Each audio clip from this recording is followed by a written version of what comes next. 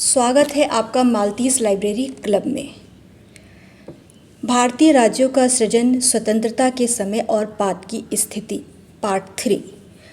भाग 2 तक हमने वर्ष 1956 तक भारत में राज्यों की स्थिति के बारे में चर्चा की थी। इस भाग में हम 1956 के बाद से अस्तित्व में आए राज्यों के बारे में चर्चा करेंगे।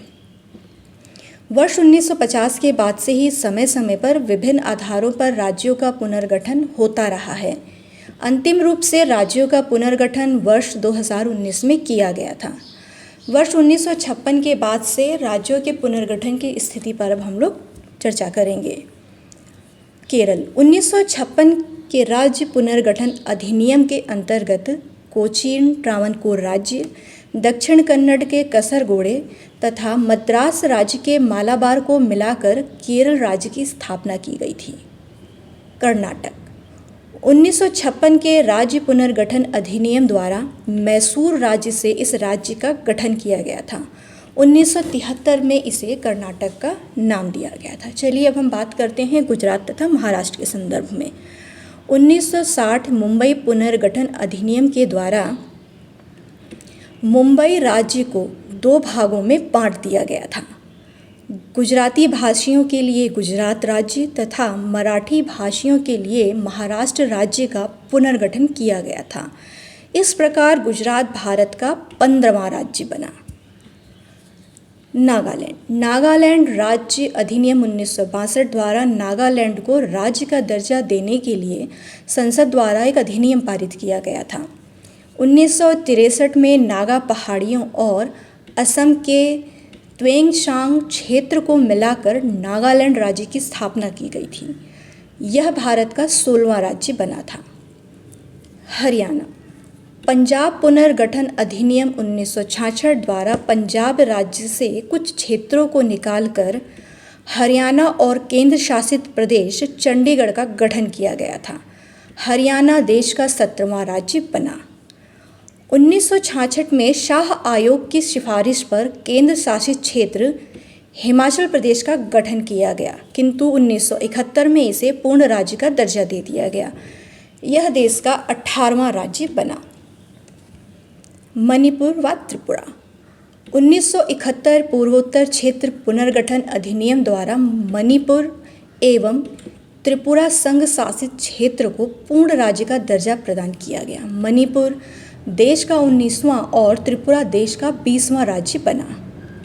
मेघालय 22वें संविधान संशोधन 1969 के द्वारा इसे असम के अंतर्गत एक उपराज्य बनाया गया था, लेकिन पूर्वोत्तर क्षेत्र पुनर्गठन अधिनियम 1971 के द्वारा 21 जनवरी 1972 को इसे पूर्ण राज्य का दर्जा दे दिया गया। यह भारत का 21वां राज्य बना था। सिक्किम 35वां संविधान संशोधन अधिनियम 1974 के द्वारा सिक्किम को संबद्ध राज्य का दर्जा दिया गया था। इस समय तक सिक्किम में चोग्याल शासन के अंतर्गत था, लेकिन 1975 में एक जनमत संग्रह कराया गया और उसके अंतर्गत चोग्याल शासन को समाप्त कर दिया गया और 36वें संविधान संशोधन अधिनियम 1975 के द्वारा इसे पूर्ण राज्य का दर्जा प्रदान कर दिया गया। यह देश का 22वां राज्य बना। मिजोरम 1986 मिजोरम राज्य अधिनियम, जिसके लिए संविधान में 53वां संविधान संशोधन किया गया, के द्वारा संघ शासित प्रदेश मिजोरम को पूर्ण राज्य का दर्जा दिया गया।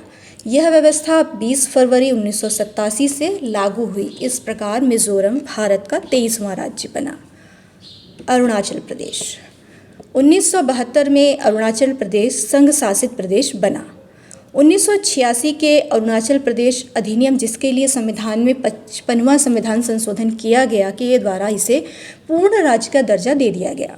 यह भारत का 24वां राज्य बना, जो 20 फरवरी 1987 से प्रभाव में आया।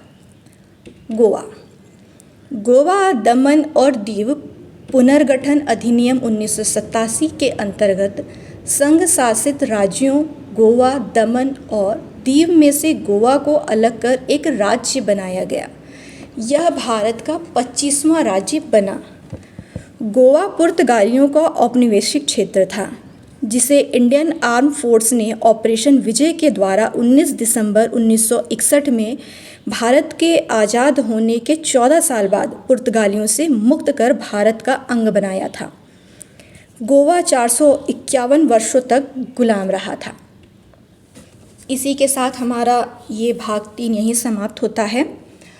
हमारे इस वीडियो में जितनी भी मैप और पिक्चर्स का यूज़ किया गया है उसका लिंक डिस्क्रिप्शन बॉक्स में दे दिया गया है, जहां से आप और अधिक जानकारी ले सकते हैं। इसके अलावा इस विषय के अतिरिक्त अन्य विषयों के संदर्भ में आप जानकारी दिए गए लिंक पर दिए गए वेबसाइट से जाकर के आप और विषयों के बारे में भी जान सकते हैं। तो आज के लिए बस इतना ही।